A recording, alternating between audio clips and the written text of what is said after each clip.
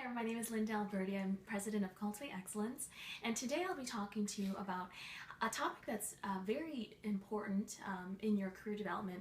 It's how to attract, gain, and maintain an amazing relationship with a mentor.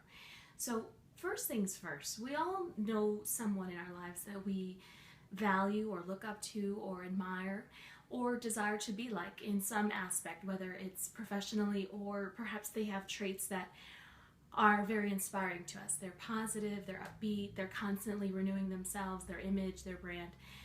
In those cases, we often can take two approaches. One, we feel really confident and we build a strong relationship with those individuals, or two, we shy away from those individuals where we tend to not want to interact with them because we feel somewhat inadequate in ourselves. And so today I want to feature and really highlight how we can take the latter approach, which is approach them and make those meaningful relationships, because in the end it's all about how we can really benefit from those relationships and also how to give to those individuals as well. So first thing to consider when you are wanting to approach someone and build a relationship with them is find the mutual ground. Find an area where you and that person share a passion or an interest, or where your lives kind of intersect. It can be something that you volunteer with. You can be a church that you attend together. It can be an initiative or some type of objective that you both are trying to reach. Use that as your common ground and approach that person in that way.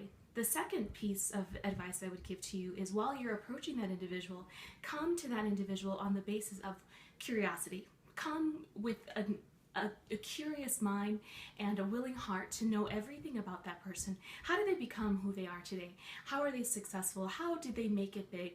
And use that platform of interest to kind of dive in with questions. So approach that person and say, hey, I really admire how you are constantly helping, young people and mentoring them.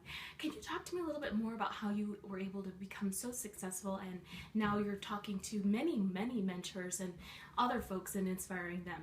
So use that as your common ground, and then come with questions and become very curious. And the third tip I would give you is give. It's always better to give than to receive. So come to that person with value. So show them how you can partner with them in that interest, or work with them to show that you're in this to win it, and you're not there to necessarily take away from the relationship, but build on top of it. So I would say those three things. Number one, approach that person with some similar aspect, interest, common ground. Number two, come with curiosity. Make it about the other person.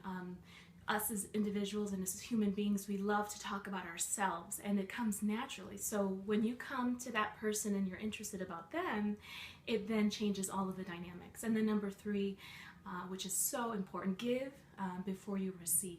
When that person genuinely senses that you're there to enrich the person's life or add to what they're already doing, they're more willing to invest in you, because they sense that authenticity.